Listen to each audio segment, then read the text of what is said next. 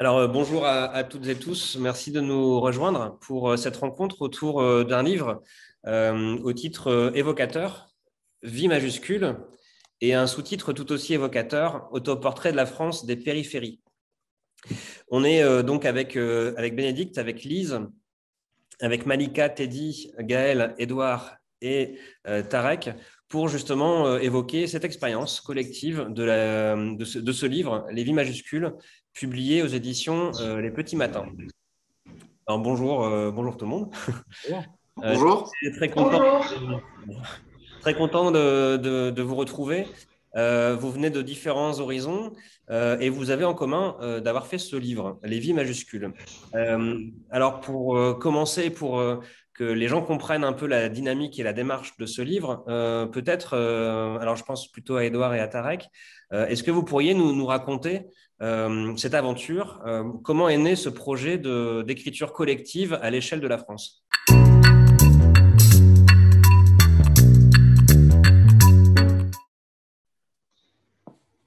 D'un partenariat entre le CNLRQ, donc les régies de quartier, et puis une association qui s'appelle la Zone d'expression prioritaire, dont le métier est de faire des ateliers d'écriture auprès d'habitudes de jeunes et puis de tous les gens qui ont envie d'écrire et qui ont un peu du mal à le faire tout seul, pour le dire vite, quoi.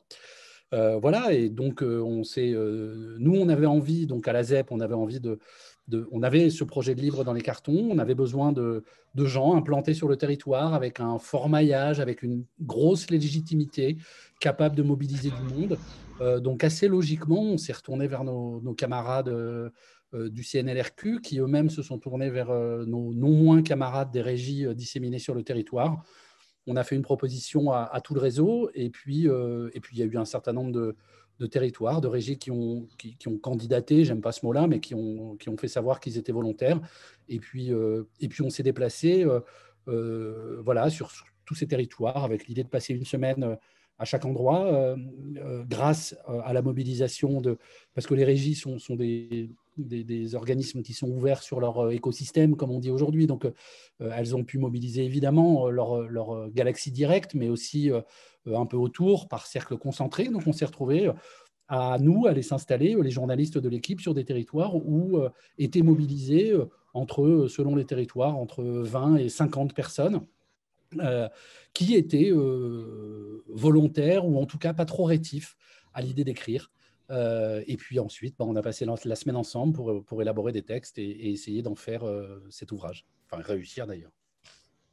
Tarek, peut-être tu pourrais nous dire ce qu'est une régie de quartier, parce que je pense que tout le monde ne connaît pas forcément cette chose avec le Tout à micro. fait, même si les régies de quartier sont nées dans le Nord, puisque tout vient d'une lutte urbaine qui a eu lieu à l'Almagar, dans un quartier de Roubaix.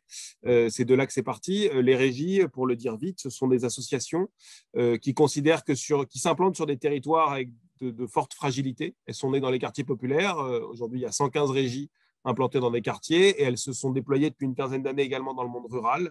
On a une quinzaine de régies dites de territoire qui sont plutôt sur un projet rural. Billon en fait partie. Et en fait, c'est des associations qui considèrent que sur les territoires fragiles, un des bouts de la solution, c'est de mettre les habitants en première ligne et de co-gérer ces espaces-là.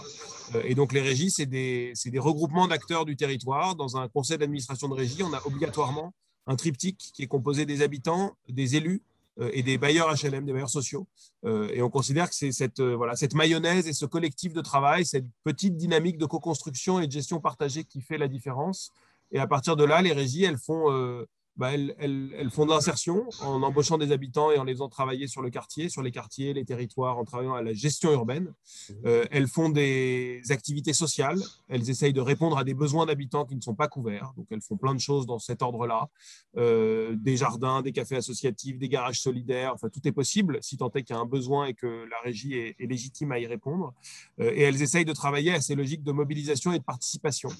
Un conseil d'administration de régie, c'est un collectif, mais qui doit être présidé par un habitant, où les forces vives doivent être principalement des habitants. Donc, ça exige de travailler sur la question de la mobilisation, du pouvoir d'agir, de la professionnalisation d'habitants, etc. C'est un peu tout ça. Voilà. Aujourd'hui, il y a 130 régies implantées un peu partout en France. Peut-être pour rebondir sur ce que disait Édouard, juste pour dire comment notre lecture des choses, c'est que c'est d'abord un projet de la ZEP, c'est la ZEP qui est venue nous voir, il faut rendre à César ce qui est à César. On a accepté assez vite pour 3 raisons. La première, c'est que la démarche en elle-même, elle relève quand même assez fondamentalement d'une logique d'éducation populaire, de travail autour de l'écriture, de l'objet livre, des mots, du récit, etc. Donc ça, c'est quand même une des grosses filiations du réseau, de travailler là-dessus. On connaissait Édouard, donc on sait voilà, ses expertises, ses métiers, ses domaines d'attention. Donc, on savait aussi qu'il ne nous instrumentaliserait pas, comme on est parfois instrumentalisé en tant qu'acteur de quartier, etc. On est pris un peu de haut. Là, on savait qu'il n'y aurait pas cette problématique-là. Et en plus, on est un réseau qui est un réseau de proximité. Les régies, c'est des acteurs locaux. C'est des acteurs du circuit court, c'est des acteurs hyper ancrés dans des quartiers, dans des territoires, etc. C'était ça qu'ils recherchaient.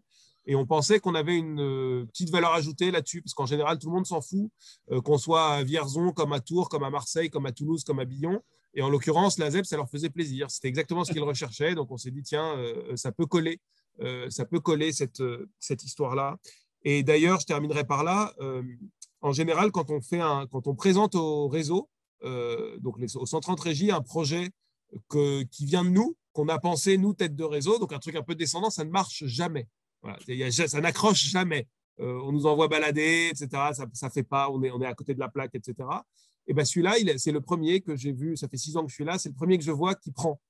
C'est sans doute qu'on était sur quelque chose d'assez juste, qui parlait aussi très localement aux régies.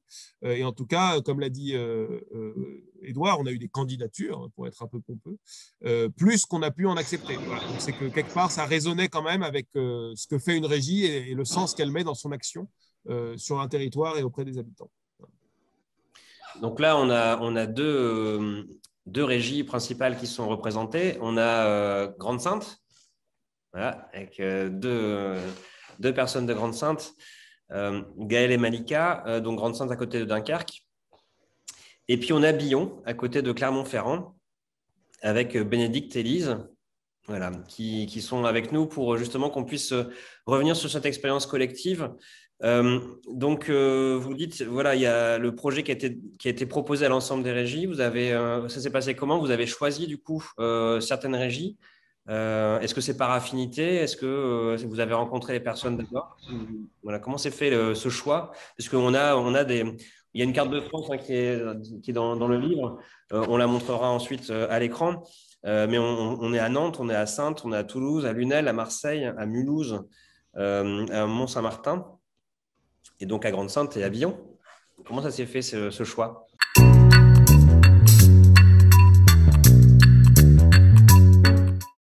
On a pris les plus sympas.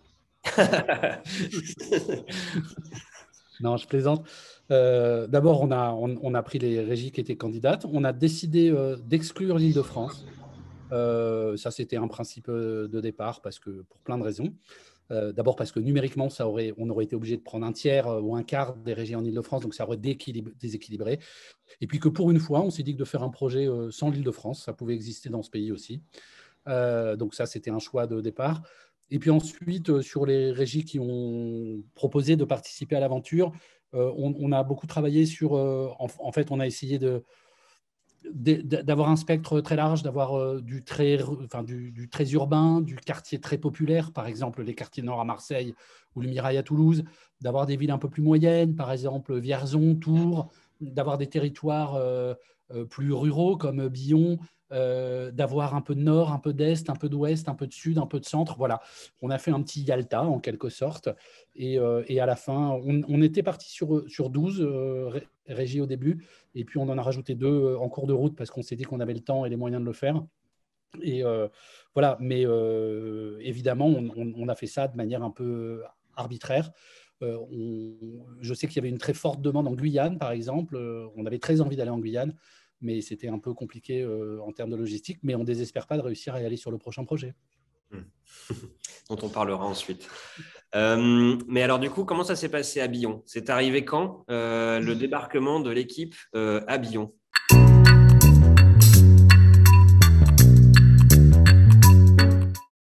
Alors, nous, c'est arrivé, l'équipe est arrivée en février 2020. Avant, on avait été régulièrement en contact avec l'équipe de la ZEP pour mettre en place, organiser toute la logistique. Nous, on a été une régie du coup qui avions eu beaucoup de participants. Je crois qu'on a à peu près une cinquantaine d'écrivains de participants à ces ateliers. Il y avait eu un petit groupe de travail avec des bénévoles aussi pour bien repérer, parce que l'idée c'était d'avoir la parole du territoire qui émane. Il y avait 3 familles. Donc, il y avait les salariés qui sont en parcours d'insertion, les habitants et les jeunes. Et trouver des jeunes, par exemple, à la régie de Billon, ce n'est pas du tout une population avec laquelle on travaille. Les jeunes en milieu rural, ils sont les 15-25 ans, quand il n'y a plus de lycée, ils ne restent pas forcément chez eux ou chez leurs parents. Donc, ça nous a permis vraiment de devoir en fait aller un peu ratisser ce territoire qu'on pensait connaître, sur lequel on ne connaissait pas bien tout. Donc, on a fait des kilomètres pour trouver 2 collèges qui ont participé à l'aventure de manière différente, mais en tout cas, ils ont été présents. Les habitants, c'était pareil, c'était de se dire est-ce qu'on ouvre grandement, mais si après on a trop de demandes, c'était un petit peu comment on fait. Donc, il y avait un groupe de bénévoles du coup qui se sont mis à travailler avec moi.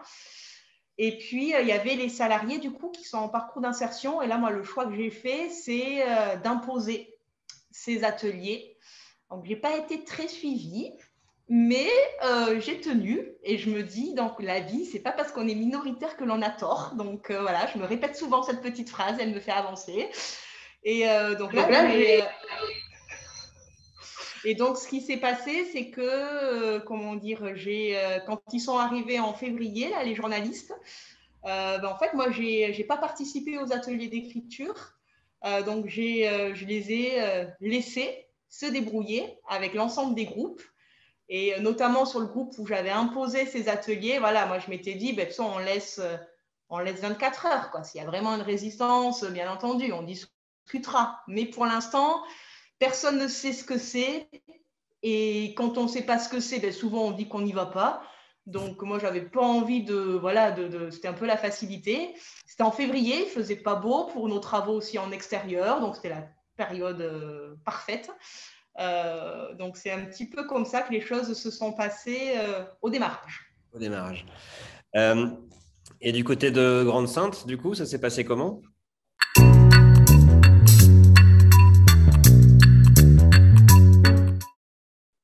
Du coup, pour Grande-Synthe, on a accueilli l'équipe avec Emmanuel en novembre 2019. Donc, c'était sur la fin d'année. C'est un peu comme ma collègue de Billon. Du coup, c'est 3 groupes, habitants, salariés et jeunes. Donc, on a réussi tout de suite à mobiliser les salariés et les habitants parce que c'était le plus simple pour nous. Les salariés sont là tous les jours. Les habitants, dans le cadre de nos projets, ça a été hyper simple de les mobiliser. Et puis, ce public jeune, celui qu'on n'a pas forcément dans les régies de quartier. Donc là, on a vraiment mobilisé l'ensemble de nos partenaires. Et finalement, la ZEP a aussi été un levier pour nous, régie de quartier, pour l'accès à la jeunesse et aux partenaires jeunesse. Et ça, c'est un plus et on le garde. Pour la petite anecdote, Gaëlle, qu'on a rencontré sur le projet ZEP, m'a remplacée pendant mon congé maternité ici à la régie de quartier pendant quelques mois. Donc voilà, c'est aussi un des aspects de la ZEP chez nous. Ça a été très enrichissant. Alors nous, on a préféré laisser les gens venir un peu sur la base du volontariat. On leur a proposé, on leur a dit voilà. Donc au départ, c'est atelier d'écriture. On n'en savait pas plus. Même nous, on leur présentait que voilà, c'était assez libre, etc. Et puis finalement, c'est passé tellement vite cette semaine que les habitants ils se sont épatés eux-mêmes en disant j'ai été capable de le faire, j'ai été capable d'écrire un texte en plus qui est publié, valorisé dans un bouquin. Dans la bibliothèque, voilà, c'est un beau parcours valorisant pour nos salariés, nos habitants et nos jeunes. Du coup, vu que la ZEP nous a permis d'avoir ce lien direct avec les jeunes. Oui, parce qu'on a des textes qui sont… alors, je crois que la personne la plus jeune qui a participé a 14 ans et la plus âgée a 75 ans, je crois. Si je vais… 13,83 moi, mais c'est de mémoire aussi. 13,83, oui, bon. C'est un peu plus encore. Gaëlle, ça s'est passé comment le premier jour dans l'atelier et avec le chat en plus? Oui. Alors, moi, il faut savoir que j'étais venue un peu par hasard. Je venais, je ne savais pas trop dans quoi je m'embarquais. Donc, le premier jour, pour moi, ça s'est très bien passé, même si c'était une découverte. Je me sentais un peu perdue. Et c'était un exercice d'écriture sur moi qui était très difficile, mais Emmanuel nous a tout de suite mis à l'aise. Donc, ça s'est très bien passé. C'était quoi l'exercice? L'exercice dans sa globalité, c'est ça qui est difficile pour moi, c'est parler de soi. C'est quelque chose que je ne maîtrise pas, que je n'aime pas trop faire non plus. Donc ça, c'était quelque chose d'assez compliqué pour moi. Mais comme je dis, Emmanuel, il m'a mis très à l'aise, il m'a fait faire des petits exercices. Et bizarrement, ça a été plus facile que ce que je pensais. Très bien passé pour moi. C'est ça? Oui, oui, il est venu nous voir à la ville de Grande-Synthe directement, à la Maison de la Citoyenneté. Et il avait convié plusieurs personnes justement pour un atelier d'écriture journalistique, de témoignage en fait. Et tout simplement, oui, ça nous a parlé, on a compris le propos. Et je me suis dit que c'était fait pour moi, que c'était pas souvent qu'on avait ce genre d'opportunité. Donc, c'était avec plaisir. Et alors, le plaisir était au départ, mais est-ce que le plaisir a été tout le temps? Est-ce que, voilà, comment ça s'est passé? Parce que j'imagine que les premières discussions ont dû être intéressantes, etc. Mais très vite, on rentre quand même dans ce livre sur des moments de vie qui ne sont pas toujours les plus faciles, puisqu'on parle habitat, on parle ressources, on parle emploi, on parle beaucoup de choses. Quel est le pire moment que vous ayez vécu dans ces ateliers? Le pire moment, ça va être dur de répondre parce que c'était une grande partie de plaisir en fait. Je dirais que c'était peut-être tout. Allez, le début, la feuille blanche, quand il faut partir sur une idée de base, la remplir, forcément, c'est le moment où on se demande si on a un bon sujet, si ça vaut la peine de le partager. Il y a beaucoup de pudeur aussi au départ. On se demande ce qu'on peut dire, ce qu'on doit garder pour nous, ce que les gens ont forcément envie de savoir ou pas. C'est beaucoup de questions, mais après, une fois qu'on a lancé le cadre avec Emmanuel, ça s'est fait tout seul, tout simplement.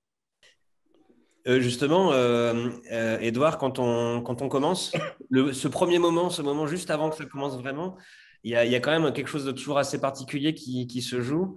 Comment on l'aborde quand on débarque sur un territoire qu'on ne connaît pas, avec des gens qu'on ne connaît pas? C'est pas non plus évident. Enfin, c'est ce moment qui est quand même assez étrange. On a envie, en même temps, j'imagine, on est un peu stressé.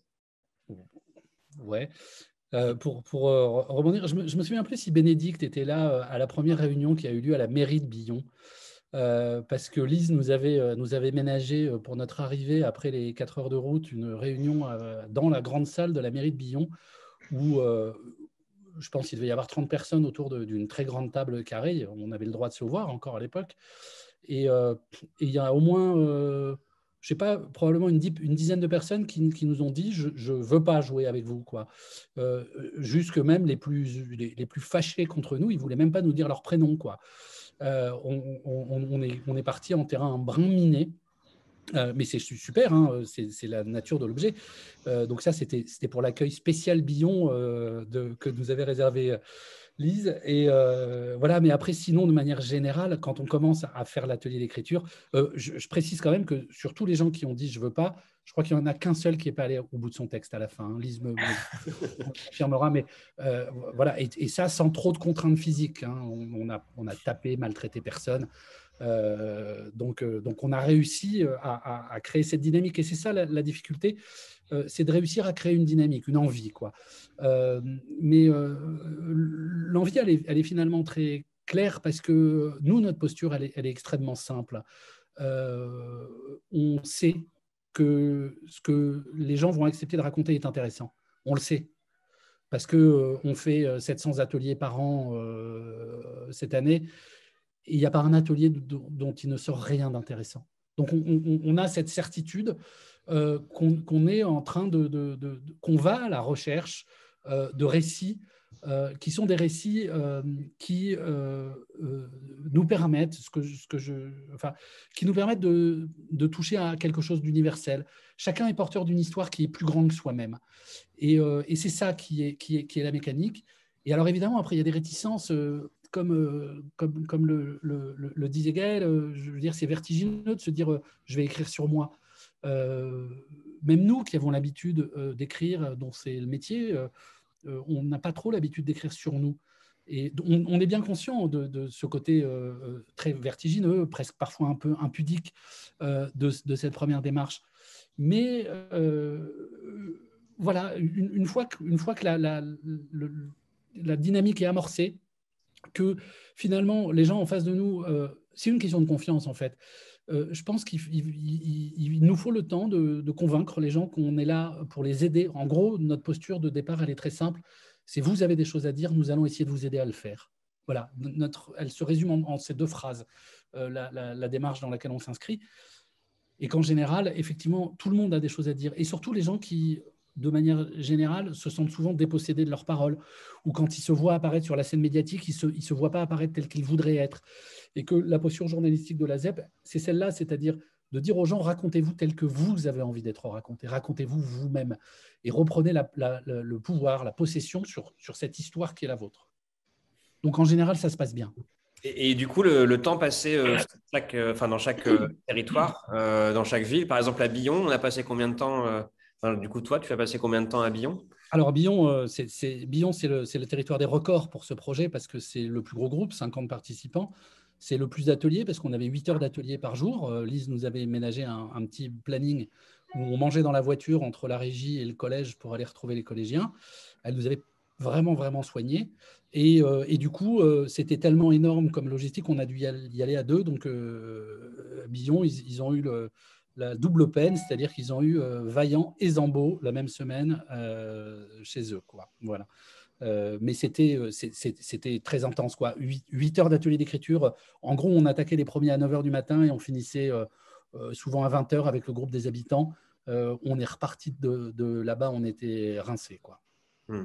Bénédicte, vous avez assisté et participé à toutes les séances. Ça s'est passé comment pour vous? Nous, c'était les après-midi, il me semble. Ouais, début d'après-midi. Début d'après-midi. Et j'étais sceptique au départ, en fait, parce que j'avais peur justement qu'on nous guide sur ce qu'on devait dire ou pas dire. Et j'ai tout de suite été rassurée par Édouard, comme quoi c'était vraiment ce qu'on avait envie de dire, ce qui est sur nous. Et c'est comme ça que j'ai déployé mes ailes, et c'est aussi le titre de mon texte. Ouais. Et les ailes sont déployées, mais sont toujours aussi déployées. Vous continuez à écrire? Oui, j'écris beaucoup en fait. J'ai toujours un carnet, un cahier, quelque chose, et tout le temps j'écris mes idées, des notes, parce que j'ai pas de tête, je ne me rappelle pas, donc je note tout. Et puis j'ai énormément d'idées. Je raconte ce que je vis, ce que j'ai vécu. Ça m'a beaucoup aidé quand mon mari a fait son AVC il y a quelques mois, d'expliquer, de raconter comment ça se passait jour après jour. Et voilà, pour moi, c'est indispensable. J'ai un bureau d'écriture dans ma chambre. Donc, voilà. Alors, dans ce livre, on a différentes thématiques. Comme je le disais, on a l'habitat, les ressources, l'emploi, la mobilité, les familles, entre autres. Ce sont des thématiques qui ont été les thématiques des ateliers ou ce sont des thématiques qui sont venues ensuite? Comment les choses se sont organisées? Est-ce que vos ateliers d'écriture avaient une thématique très précise ou c'était simplement un récit de vie, ce qui est déjà énorme, dans lequel on a pu choisir des extraits?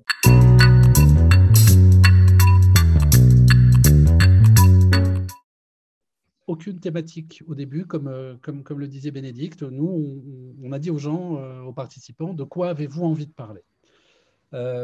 Ensuite, quand ils nous ont dit j'ai envie de parler de ça, on a essayé de trouver comment est-ce que cette histoire-là pouvait rentrer en résonance avec quelque chose qui raconte l'époque.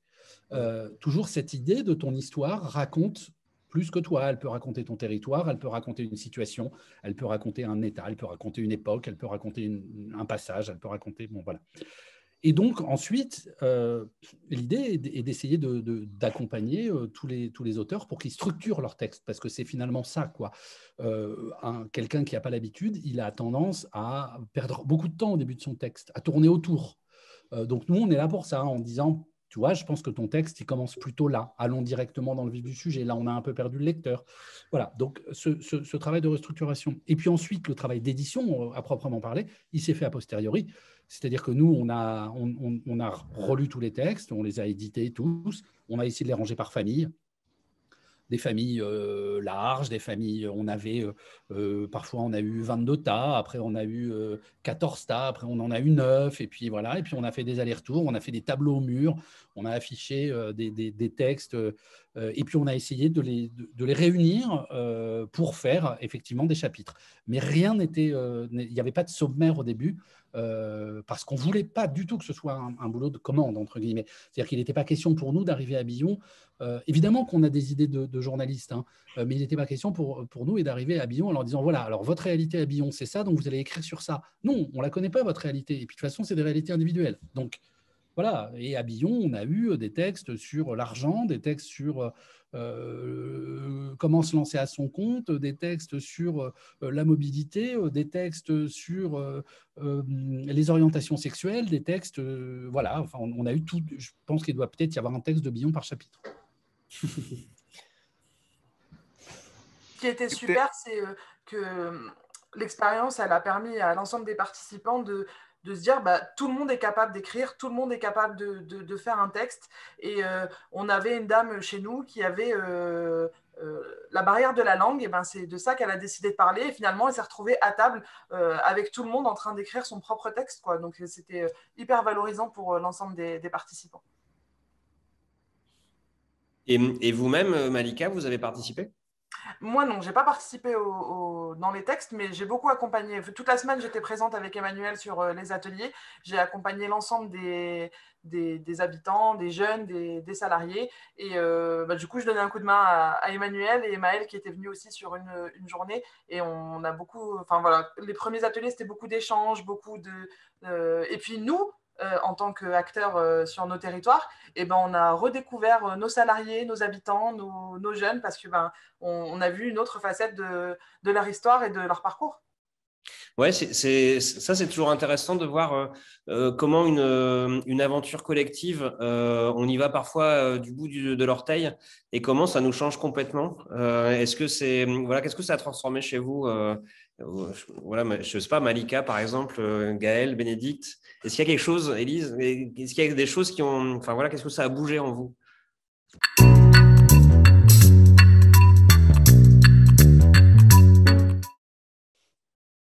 Alors moi, j'ai gagné énormément de confiance en moi.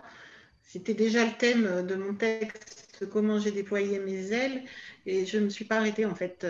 J'étais une ancienne agoraphobe et je ne le suis plus du tout. Et au contraire, je vais au contact de tout le monde. Je suis même déléguée des parents d'élèves depuis pour l'école de mon fils. Donc voilà, je ne m'arrête plus. Bon, ça, il faut quand même garder les pieds sur terre. C'est plutôt le boulot de la régie au quotidien que le nôtre en une semaine, hein, restons calmes. Ça a aidé aussi. D'écrire, ça a été libérateur. C'est adorable. Mais voilà, c'est bien qu'il y ait un point un point de fixation et que ça marque quelque chose. Mais on sait bien, enfin je veux dire, c'est petit, on est déjà très content d'amener des gens qui ne s'en sentaient pas légitimes, c'est ça, hein, ça aussi, oui, bien sûr. Et relégitimer, c'est-à-dire tu as quelque chose à dire, tu as quelque chose à dire, 2, tu es capable de le dire, et 3, contre toute attente, ça va intéresser des gens. Et c'est ça le processus d'écriture de la ZEP. 1, tu as quelque chose à dire, on va l'identifier ensemble. 2, tu es capable de le dire, on va t'aider à le faire. Et 3, on va le mettre dans le journal ou dans un bouquin, quoi. Voilà. Et il y a des gens qui vont rentrer dans une librairie, et y compris des gens totalement inattendus pour la petite histoire. J'ai reçu, Tarek le sait, mais j'ai reçu il n'y a pas très longtemps un coup de téléphone du secrétaire général adjoint de l'Élysée qui avait le bouquin entre les mains et qui m'appelait pour en parler, quoi. Voilà, en me disant, finalement, voilà, il y avait un spectre. Il y avait quelque chose de ce que je disais, des petites touches. Donc voilà, donc vous avez été élus au château, mesdames et messieurs. Et toi, ouais, qu'est-ce qu'il voulait, Lise ? C'est Lise, oui. Non, du coup, par rapport, enfin, moi, ça m'a fait, comme disait Malika, en fait, ça m'a fait découvrir euh, des personnes que je côtoyais tous les jours.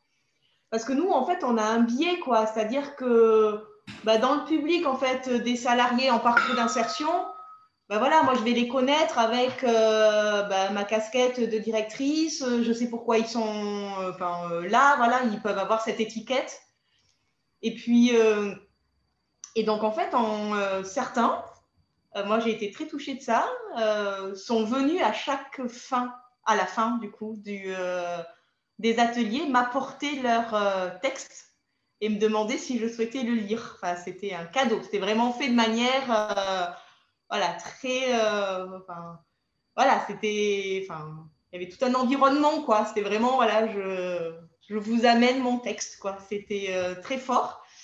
Et du coup, j'ai découvert des engagements politiques chez certains des salariés, notamment leur mobilisation durant les Gilets jaunes. J'ai connu chez les bénévoles. Moi, je connais Bénédicte parce que voilà, elle a des doigts en or, elle fait de la couture, elle connaissait la régie parce elle suivait du coup des activités beaucoup avec ses enfants. Et puis, je la découvre différemment. Il y avait des habitants qui sont membres du bureau de la régie, donc c'est des personnes engagées qui savent parler. Dès qu'il a fallu parler un peu intimité, le soir, ils n'étaient pas si à l'aise que ça par rapport à d'autres personnes qui finalement avaient montré beaucoup plus de facilité dans le parler ou dans l'écriture. Et oui, c'est vraiment aussi connaître différemment le territoire, quoi. La parole des jeunes. Nous, on n'est jamais avec les jeunes. Moi, j'ai été très touchée des débats qui ont été menés dans un collège, voilà, où on n'a finalement pas pu faire autant d'ateliers qu'on a souhaité, mais il y a eu un débat avec ces jeunes. Non, à la régie, c'est vrai que c'est une population qu'on ne reçoit pas. Donc, c'est comment aussi on va faire territoire ensemble, comment on continue à tisser des choses. Et moi, c'était autant de contenu pour ma fonction de directrice, évidemment. Gaëlle, pour vous, comment ça s'est passé? Qu'est-ce qui a bougé en vous? Moi, déjà, je dirais deux choses. La première, c'est déjà d'avoir découvert des gens que je connaissais ou pas. Il y avait des amis, des anciennes collègues. Et c'est vrai que cet atelier, cet exercice, ça m'a permis déjà de mieux les connaître, connaître des personnalités, des facettes de leur personnalité que je ne soupçonnais même pas. Donc ça, déjà, c'était super, super intéressant. Et le deuxième, c'est concernant mon texte. Donc moi, j'ai parlé du fait que mes parents m'ont forcé, du coup, à déménager très souvent. Et que du coup, j'ai du mal à m'implanter dans une ville, à aller vers des personnes et à me sentir chez moi dans une ville. Et c'est en écrivant le texte, je me suis dit, ouais, mais là, ça fait 5 ans que tu es là. Et en fait, c'est en écrivant le texte, ça m'a fait un déclic. Et j'ai fait, ouais, là, tu déménages pas, ça fait 5 ans, donc ça serait peut-être le moment de te dire, oui, maintenant, Grande Sainte, c'est chez toi. Donc, ouais, un petit déclic aussi. C'est le fait de l'écrire, finalement, qu'on arrête d'être une déménageuse. Ouais, exactement. C'est le fait de pousser de côté parce que je le savais que j'étais là depuis 5 ans, mais c'est le fait de l'écrire. Je m'en suis rendu compte et je me suis fait, là, ça fait un petit moment. Faut que tu t'en rendes compte. Et du coup, ouais, ça m'a fait bizarre quand je m'en suis rendu compte. Je suis dit, voilà. Est-ce que vous avez toujours l'impression d'être une petite fourmi dans la société? Ouais, je pense que ça ne me quittera vraiment jamais, malheureusement. Malgré ça. Exactement, et malgré ça. Je suis une petite fourmi qui témoigne. Il y a plein d'autres fourmis qui témoignent dans ce livre. Et vous continuez à lire et à écrire? Oui, bien sûr, toujours. C'est quelque chose qui fait partie de moi depuis le début de ma vie et je me sens vraiment à l'aise et moi-même dedans. Donc, c'est vraiment le genre de domaine que j'apprécie énormément. Donc, s'il y a une aventure de ce type qui reprend, vous êtes dedans? Ah, bien sûr, forcément. Je pensais que c'était pour ça qu'on m'appelait aujourd'hui, justement. Bon, ça, il va falloir voir avec Edouard et puis avec Emmanuel si les choses continuent. Elles vont continuer.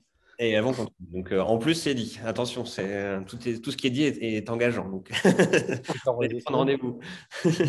Dis-moi, Teddy, je peux te poser une question? Bien sûr. Quand tu parles de ce livre, Comment est-ce que tu le présentes? Je le présente comme le témoignage d'une foule qui a été figée sur papier. J'aime pas forcément me mettre en avant, donc je le présente aux gens en disant que c'est un recueil de témoignages de plusieurs personnes qui ne se connaissent pas, parce que ça a été fait dans plusieurs villes de France, donc il y a juste 5, voire même 2 ou 3 personnes que je connais personnellement dans ce livre. Et voilà. Alors oui, justement, voilà, ce livre en fait est un ensemble de témoignages de plein d'endroits différents. On l'a dit en introduction, on le redira. Et de de lire ces autres expériences, comment ça a été vécu par vous? Comment vous l'avez pris en fait? Comment vous avez pris tous ces textes? Parce que j'imagine qu'il peut y avoir des échos aussi entre ce que les gens ont écrit ailleurs et ce que vous vivez chez vous. Ouais, justement. Bah, comment je l'ai pris, en fait, tout simplement, la plupart des textes étaient assez bizarres comme sensation, parce que je l'ai pris personnellement, en fait. Malgré que ce soit des gens de toute la France, c'est presque des témoignages qu'on entend quand on discute avec des gens en bas des bâtiments ou au marché. C'est des textes malheureusement trop communs, en fait, pour moi, malgré la gravité parfois des choses qui peuvent être dites dedans. C'est des textes, c'est limite des discussions qu'on pourrait avoir. En fait, j'ai l'impression que c'est juste un recueil de monologues, tout simplement. Il y avait un texte justement qui m'a beaucoup marqué dans ce livre. Je ne saurais plus dire de quelle ville c'est, mais c'était le témoignage d'une personne âgée et qui expliquait tout simplement à quel point lui et tout son groupe d'amis tenaient à leur quartier parce qu'il allait bientôt être détruit. Et donc, du coup, ils évoquaient un petit peu la nostalgie, le regret, la tristesse qui s'emparait d'eux. Et ça, justement, ce témoignage, en fait, je l'ai vécu sur le terrain directement cet été, en allant à Saint-Paul-sur-Mer, justement, faire une semaine d'animation avec un groupe de mamans.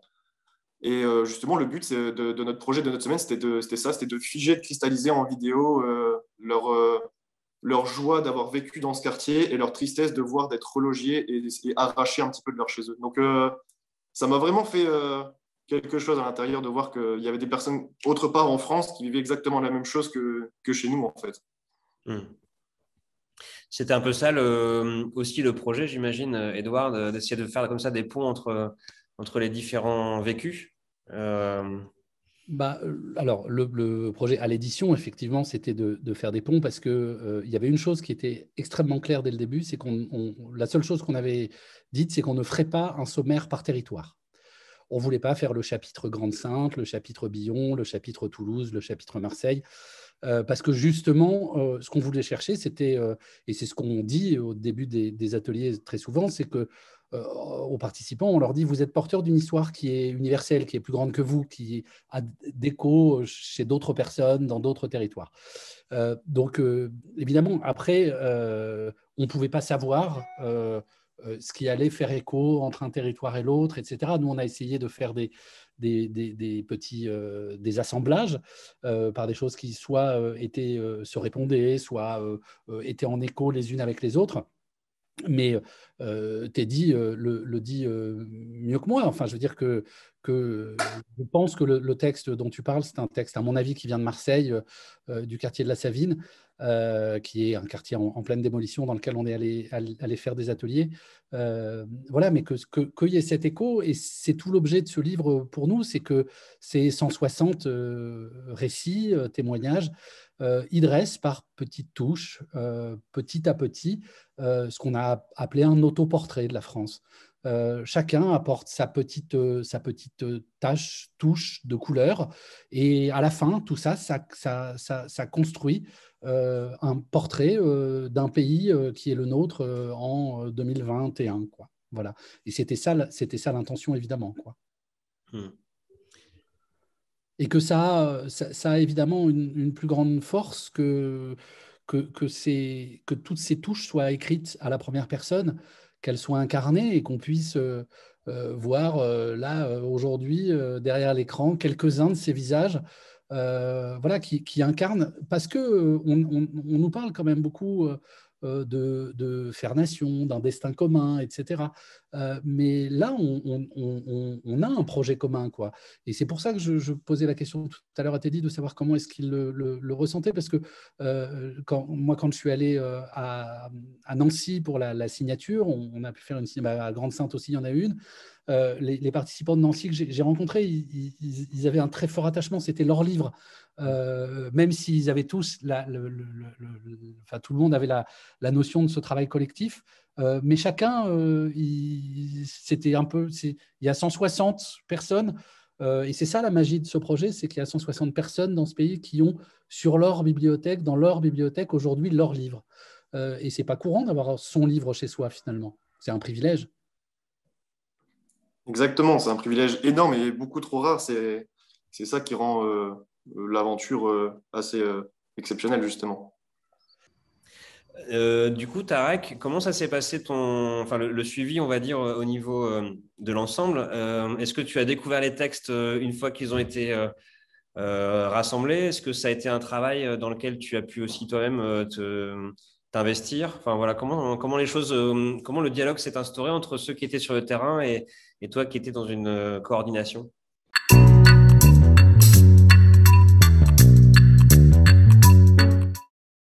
Alors, d'abord, on ne m'a pas proposé de participer à un atelier d'écriture, moi. Voilà. Mon petit récit ne dit rien sur la grande histoire, je ne sais pas, mais on ne m'a rien proposé du tout.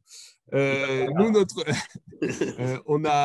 rôle, il s'est arrêté volontairement assez vite. Enfin, c'est-à-dire qu'on a fait en sorte que derrière, ce soit un peu sans couture pour la ZEP. Donc, on a fait tout le travail de sensibilisation, de sélection avec la ZEP, d'échange avec les régies pour bien les sensibiliser sur comment ça va marcher, ce qu'il faut que vous fassiez, etc. Ce qui nous a d'ailleurs permis de réaliser, et je le dis parce que c'est important, le temps que ça prend de monter un truc pareil. Malika l'a dit, elle a été une semaine à quasi temps plein à gérer ça. Et ça, c'est quelque chose qui a été parfois sous-estimé par certaines régies. Donc là, on pouvait intervenir un peu en pompier. Quand Emmanuel ou Edouard nous appelaient, ils nous disaient, bon, bah, on est là, il n'y a rien de prêt. Voilà, il n'y a personne. Qu'est-ce qu'on fait?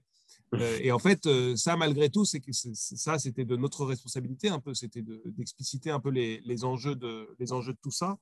Donc, c'était assez important. Après, sur la vie du projet, on l'a laissé vivre. C'était la ZEP qui faisait ça. On était en soutien si besoin, mais pour le coup, on n'intervenait pas du tout. On n'intervenait pas du tout sur le choix des textes. J'ai découvert donc à la fin. On est intervenu, on a eu des échanges avec l'éditeur, la ZEP et nous, sur le chapitrage, sur les photos, sur l'agencement un peu de tout ça. Mais évidemment, tout le gros du choix éditorial, c'est la ZEP qui est beaucoup plus compétente que nous, qui l'a fait. Ce qui est sympa, c'est que donc voilà, on a été un facilitateur en quelque sorte, plutôt qu'autre chose. Ce qui est sympa, c'est que, et c'est important de le dire, je pense, c'est que le projet, il nous avait été amené par la zone d'expression prioritaire comme un projet à forte dimension politique. C'est-à-dire il y avait un timing, il fallait que ça sorte dans les pré-municipales pour que ce soit versé au débat un petit peu et qu'on puisse dire aux élus, bah, regardez, voilà, vous avez une photographie de ce que vit la France, de ce que pensent les Français, saisissez-vous de tout ça. Alors qu'il y a les enjeux des municipales qui arrivent. Bon, ça a été totalement court-circuité par le Covid, etc., mais peu importe. Ce qui est assez intéressant, enfin, ce qui, moi, m'a surpris, puisque ce n'est pas du tout mes fonctions habituelles, c'est que sans orienter les débats par rapport à la question que tu posais tout à l'heure, en fait, il en sort quelque chose de très politique assez spontanément. Voilà. Il en sort des thématiques de lutte, de mobilisation, de combat quotidien, etc. Et finalement, la parole, c'est le pari du départ qui est de dire la petite histoire raconte la grande. Ben, je trouve que quand on feuillette le livre, ça se voit assez bien. Voilà. Et c'est ça qui a été, qui je trouve, est le petit... voilà, c'est la petite étincelle de ces ateliers d'écriture, c'est qu'en effet, on pense raconter un truc assez banal. C'est d'ailleurs ce que Edouard dit beaucoup. Les gens disent, mais c'est inintéressant ce que j'ai à dire. Et c'est là toute la valeur d'abord de la multiplication des récits et ensuite du travail éditorial, de la valorisation de tout ça, de leur agencement. Bah, finalement, ça fait un discours politique qui est assez charpenté. Voilà, et c'est ça que ça a permis. Et bravo à eux. Et donc, nous, on n'a pas du tout participé à tout ça. Et peut-être une anecdote de fin, par rapport à ce que disait Lise. Elle a dit, grâce à ça, on a découvert des salariés Et donc, en fait, deux choses, c'est vrai. 100% des régies qui ont fait le truc étaient contentes de l'avoir fait. Voilà, on dit ça a créé quelque chose sur le territoire, sur des dynamiques de partenariat, sur des liens qu'on a avec les personnes qu'on côtoie dans une relation professionnelle, dans une relation du quotidien. Ça a changé quelque chose. Et il y a une anecdote donc Lise disait, j'ai découvert des salariés, etc. C'est le directeur de la régie de Lunel qui n'en est toujours pas revenu parce qu'il y a un participant qui est un salarié, enfin quelqu'un de son équipe, un taiseux, qui vraiment ne parle à personne, personne ne le connaît, c'est quelqu'un d'assez mystérieux. Et il s'est révélé en atelier, il a raconté sa passion de la pêche. Et donc, ils ont découvert ce jour-là, mais ce type aime la pêche. Et depuis, c'est devenu un truc assez emblématique de leur relation avec ce type-là, qui aime la pêche. Il est devenu copain avec tous les administrateurs de la régie qui font de la pêche, etc. Et ça fait 4 ans qu'il est à la régie. Personne ne savait que c'était un passionné de pêche. Et donc, il ressort toujours ce truc en disant, mais c'est incroyable, c'est des gens avec qui on est 24 heures sur 24, 7 jours sur 7 depuis 7 ans. Et voilà, et c'est cette libération qui a permis de savoir qu'il fait de la pêche et de créer cette passerelle avec nous. Voilà, ce qui est sympa. Dans le livre, on a aussi chaque chapitre est ouvert par une photographie. Ce travail-là, c'est un travail d'éditeur ou alors ça a été aussi un travail collectif?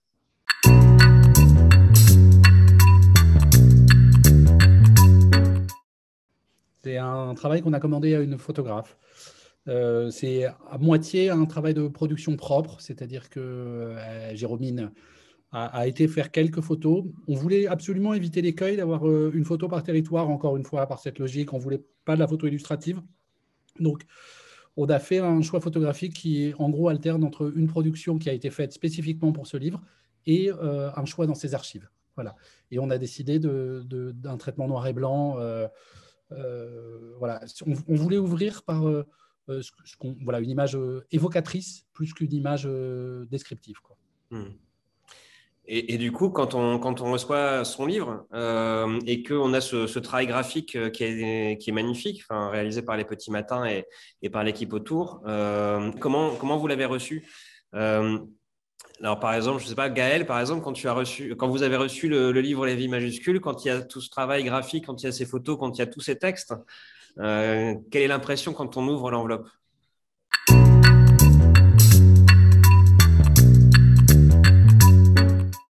Le meilleur moment, c'était forcément recevoir le livre, le voir relié. Moi, ça m'a fait quelque chose, du coup. Me dire qu'il y avait un bout de moi à l'intérieur, c'était une première, du coup. Alors forcément, le fait que ça soit un éditeur national, ça rajoute un petit peu de crédit, justement, à notre témoignage, forcément.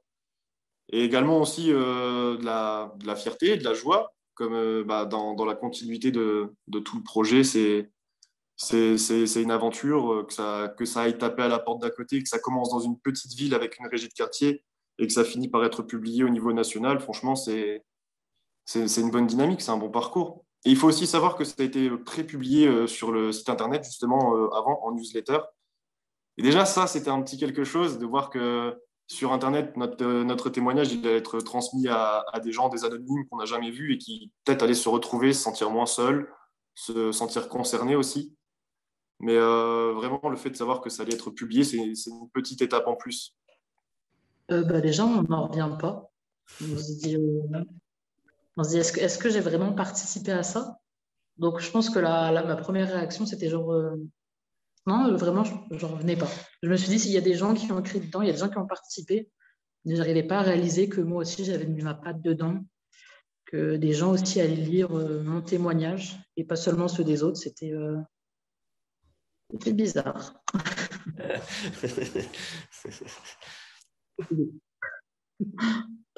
Mais bizarre, mais positif. Hein.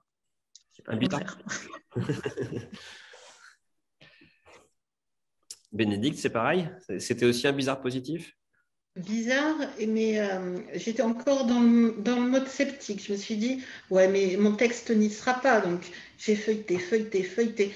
Et puis, j'ai trouvé et ça a eu un effet waouh. Je me suis dit, bon, tu es dedans, tu es pas toute seule, mais tu as été sélectionnée. C'était super flatteur, en fait. Au niveau confiance en moi, ça a été génial, en fait. Parce que jusqu'au bout, je me suis dit, non, il n'y sera pas. Si, il y était. Mais enfin, je me permets, Bénédicte, c'est pas flatteur, c'est parce que ton texte, il est intéressant. Voilà. Comme les 160 autres et comme probablement une cinquantaine qu'on n'a pas pris et qui étaient eux aussi intéressants. Et qu'à un moment, le livre, il était prévu pour faire 220 pages, il en fait 334. Donc, on a passé quelques semaines du premier confinement, à négocier avec l'éditeur pour qu'il rajoute des pages, qu'il rajoute des cahiers, comme ils appellent ça. Donc, on l'a convaincu 2 fois de rajouter des cahiers. Donc, on a rajouté 2 fois 48 pages, je crois, par rapport au format initial, pour pouvoir faire de la place au texte. Et puis, malgré ça, à un moment, il y avait 2 textes qui pouvaient être sur des thématiques assez proches. Alors, il fallait faire un arbitrage entre les 2.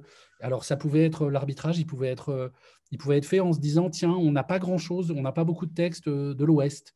Alors, on va prendre le texte de Nantes aux dépens du texte de Billon. Ou alors, là, il faudrait qu'on... Voilà, on a essayé, c'était très compliqué, c'était vraiment un jeu de domino, en quelque sorte. Donc, il faut aussi... il n'y a pas de sélection, c'est-à-dire que nous, on aurait eu envie de tous les garder, presque, ces textes. Mais aussi, il y a quelque chose, on en a beaucoup parlé pendant qu'on écrivait ces textes, c'est-à-dire que il faut travailler un peu la rareté.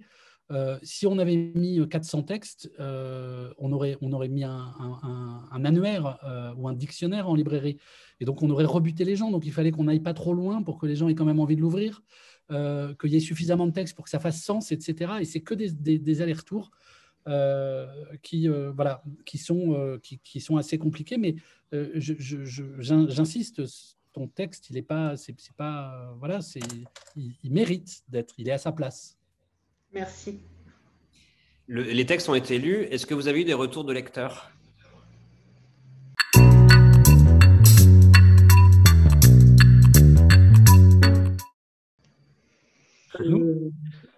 Moi, j'en avais parlé à ma famille, donc j'ai eu des retours de ma famille. Mais des retours extérieurs, non, sinon à part ma famille. C'est déjà ça. J'étais un peu mal à l'aise quand mes parents l'ont lu parce que ça parlait aussi un peu d'eux. Et bon, après, ils ont compris parce qu'ils ont compris le sentiment que j'avais par rapport à mes déménagements, donc ça m'a aussi fait plaisir. Mais encore une fois, un business positif. Vous en avez parlé du coup en famille ? Avec ma mère, beaucoup. Donc, elle a dit qu'elle ressentait pas, quand j'étais plus jeune, que ça me faisait pas forcément du bien tous ces déménagements. Mais du coup, après, on en a parlé entre nous et ça nous a fait une petite catharsis, quoi. C'est marrant parce que et Bénédicte et Gaël, ils voient une dimension psychologique. Alors, je rebondis sur le mot catharsis, hein, et très bien, et c'est super. Mais alors là, c'est largement au-delà de notre champ de compétences, quoi. Nous, on est modestement journalistes. Et on se rend compte finalement, Lise et Malika parlent de l'effet induit. Et ben finalement, nous aussi, à vous entendre là, on mesure aussi que. Mais c'est pas anodin d'écrire, et c'est ça, ce qu'on veut essayer de marteler, quoi. C'est pas anodin d'écrire, et ça rend libre, presque, j'ai envie de dire, même si c'est un peu pompier de le dire comme ça. Mais c'est quand même un facteur émancipateur d'être capable de se raconter soi-même. Parce que si on n'est pas capable de le faire, ça veut dire que d'autres vont avoir le pouvoir de le faire à notre place. Et c'est ça qui est important c'est ça la dimension vraiment réellement politique dont Tarek parlait tout à l'heure. C'est je suis légitime à me faire entendre. Caril Ferret parle de l'écriture et la lecture comme des armes de construction massive. On est complètement là-dedans, oui. Malika, vous vouliez intervenir ? Oui, du coup, pour rebondir sur ce que tu disais, avec toute la modestie de la ZEP, et ben franchement, pour nous, le groupe Habitant, les 3/4 ont pleuré quand ils ont écrit. Et ils ont même dit à Emmanuel, mais c'est pas possible, vous êtes psychologue. Et puis ils ont dit, ah non, nous on fait rien, c'est vous qui expliquez vos textes et c'est vos histoires. Alors c'était marrant parce que sur le premier atelier, ça partait en pleurs surtout pour les habitants. Et au dernier atelier, tout le monde était fier et on échangeait un thé à la menthe autour des gâteaux préparés par les habitants. Il est cruel, Emmanuel, c'est sa spécialité de faire pleurer. Nous, sur la feuille du livre, pardon, vas-y. Pardon, ouais, sur l'accueil du livre, c'est, comment dire, on va dire, c'est un peu mitigé dans le sens où c'est tombé en plein deuxième confinement. Donc, on n'avait eu qu'une envie, nous, c'était de rassembler tout le monde, de faire un événement vraiment fort, On va le faire, très Lise. partenarial, parce que déjà, on n'avait pas fait d'assemblée générale. On avait fait une assemblée générale, mais vraiment, voilà, pas digne de ce nom. Donc, voilà, on avait fait quelque chose qui ne nous convenait pas pour ce que nous souhaitions faire. Et on s'était dit, voilà, là vraiment, cette sortie du livre, on va le marquer, on va marquer la fin de l'année et c'est notre territoire qui va parler et on va faire ça et on va faire ça et on va inviter autant de personnes et ça sera fort et ça sera humain et voilà. Et donc ça, on ne l'a toujours pas fait. Donc on va le faire. Mais ça, voilà, ça du coup, il en reste encore en fait dans ce projet. Enfin, je pourrais vous le dire tout à l'heure, mais en tout cas, pour nous, il n'est vraiment pas fini. Et puis, comment dire, moi, du coup, j'ai remis les livres individuellement à la Noël. Pour fin d'année, c'était grossier. Enfin, il fallait que je marque quand même quelque chose. Et du coup, voilà, on l'a remis aux salariés, à certains habitants. Et comment ils ont été, comment dire, voilà, il y avait aussi, parce que c'était la fin de l'année, il y avait vraiment, l'idée de cadeaux, d'émerveillement.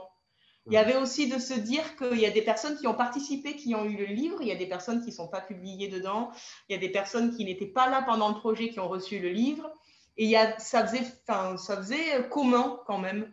Et voilà, ils se félicitaient entre eux. Ah ouais, c'est bien, tu as fait ça. Puis ça montre aussi que la régie, c'est pas que du travail, c'est pas que de l'accompagnement. Il y a aussi des choses rares qui se passent et il faut en profiter quand elles y sont. Et puis ensuite, pour les personnes qui n'ont pas participé, les membres du bureau, des membres également de ma famille qui ont lu, mais aussi des personnes proches de la régie, mais qui n'ont pas participé, scotchés, éblouis par ces récits, par l'édito aussi, de dire ah oui, d'accord, on est là. Et donc, ça a été très, très marquant. Maintenant, moi, c'est ma carte de visite. Je ne donne même plus ma carte. J'ai mon carton dans la voiture. Et quand je vais voir les partenaires institutionnels, si l'entretien se passe bien, je donne le livre. Sinon, je le dis qu'il est en librairie. Mais sinon, voilà. Non, c'est un vrai...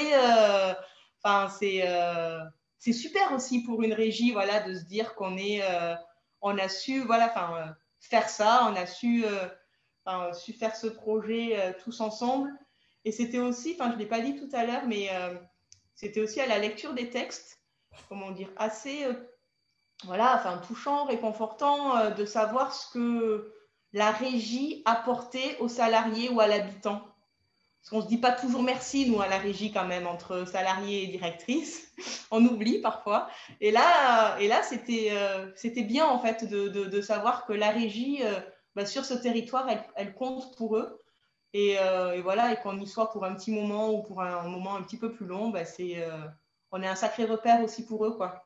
Donc ça, c'était bien de le savoir parce qu'on a toujours plein de doutes, quoi, quand on est directrice d'une régie. On ne sait pas bien si on fait les bons choix ou si on est au bon endroit au bon moment. Donc ça fait du bien que de manière indirecte, on nous le dise. Tu invites tout le monde à Billon au mois de juillet, alors, Lise ? Ouais, le 9 et 10 juillet, donc c'est ça en fait. Donc le 9 et 10 juillet, donc il y a la promotion. On a un plateau sur Clermont-Ferrand, un plateau sur Le Zou, un plateau sur Saint-Dié, un plateau sur Billon. Donc voilà, on a quatre espaces qu'on espère festifs et conviviaux. Il y aura des lectures, du coup, avec une compagnie de théâtre qui va piocher un petit peu des textes qui sont, je crois, partout en France. C'est aussi d'amener un débat sur qu'est-ce que nous dit ce territoire et nous qui l'habitons aussi, comment ça nous touche, comment ça fait écho, comment ça fait résonance.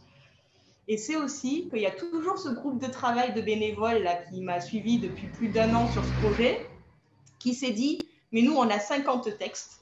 Et ces 50 textes, on va aussi les publier. Et donc, on va faire une publication locale de notre texte en se disant, c'est pas que des archives, il faut en faire quelque chose. Et on va, rajouter à ça des ateliers d'aquarelle cet été et qui permettront d'illustrer je ne sais pas quoi, mais en tout cas, il y aura de l'aquarelle qui va être dans le recueil des 50 récits locaux. Et la région est tellement belle qu'il faut absolument y aller. On voit bien en tout cas à quel point le livre est vecteur de lien social. On représente souvent la lecture ou l'écriture comme des activités solitaires. Et donc à Colère du présent, mais là, dans cette expérience-ci que vous venez de décrire, on voit bien à quel point ce sont des points de rassemblement aussi, les livres et ces expériences d'écriture et de lecture. Donc merci vraiment de nous avoir fait partager ces moments-là. Est-ce qu'on peut peut-être finir sur les projets à venir, parce que on parlait de peut-être un deuxième volume, ou en tout cas une nouvelle aventure d'écriture. Je ne sais pas si c'est Tarek ou Edouard qui intervient là-dessus. Est-ce qu'on révèle un secret?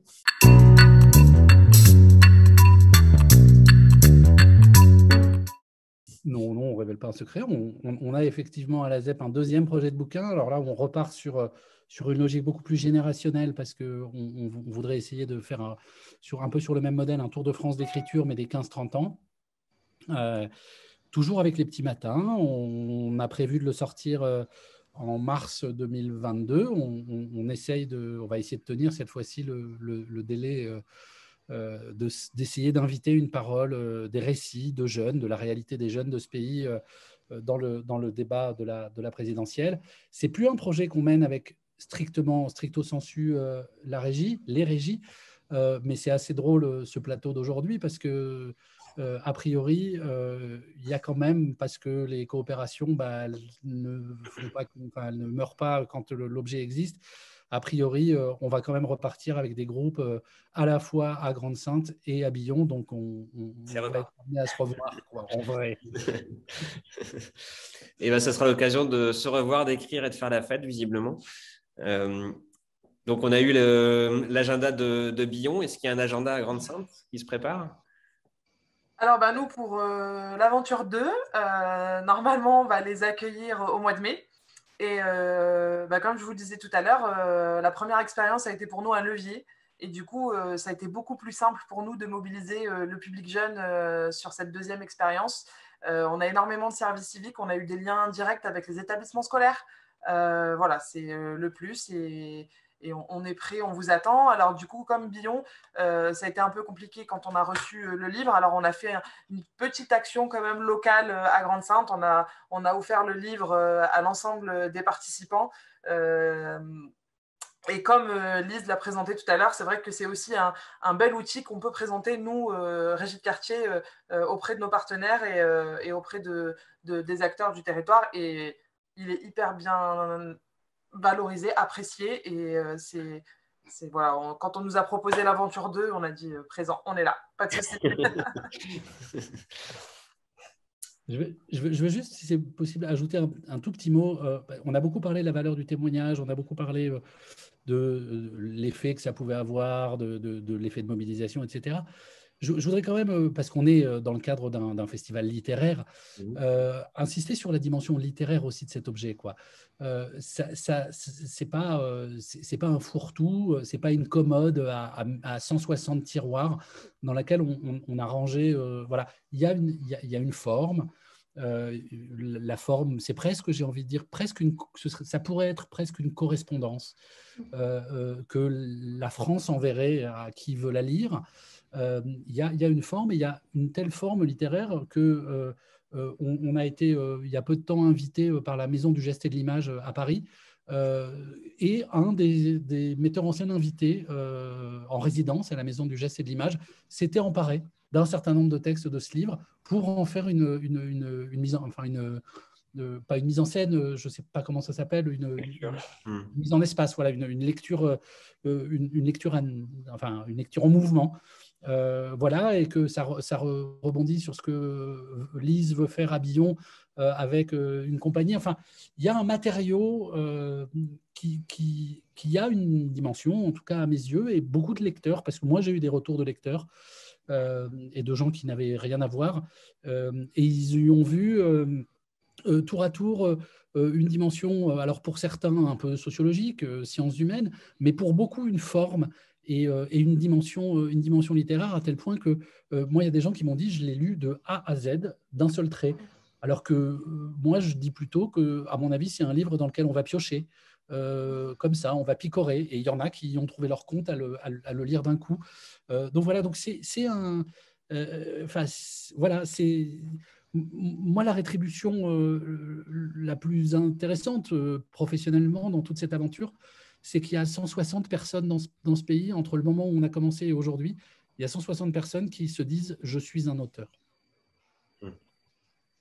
Et c'est vrai qu'il y a des formules très fortes. C'est vrai qu'on n'est pas trop revenu sur le travail d'écriture lui-même, mais des formules très fortes, et sur chaque thématique, quelques phrases. J'expliquais en début de rencontre que moi, je fais des choses qui sont pas bien, qui sont mal vues par les instits en général. C'est que je corne mes livres, j'écris dedans. Des fois, je casse le dos. Je maltraite les livres parce qu'en fait, je les fais vivre un peu. Et c'est un livre où j'ai corné toutes les pages. Il y a vraiment des formules fortes qui accrochent et qui font réfléchir. Donc, c'est aussi… alors effectivement, on peut le lire du début à la fin parce que ça se lit très bien, mais on peut aussi s'arrêter sur certains mots parce que les textes courts produisent aussi de la réflexion. Et ça, c'est vraiment très fort. Tarek, oui. Alors oui, peut-être pour rebondir, et après je me tais, sur ce que dit Édouard, à Nancy, on est allé ensemble faire un petit événement autour du livre. C'est un des rares trucs qu'on a pu faire. Il y avait une signature à la fin.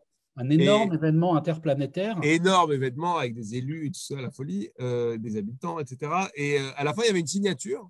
Et donc, spontanément, les auteurs du livre se tournaient vers Édouard pour qu'il leur signe le bouquin.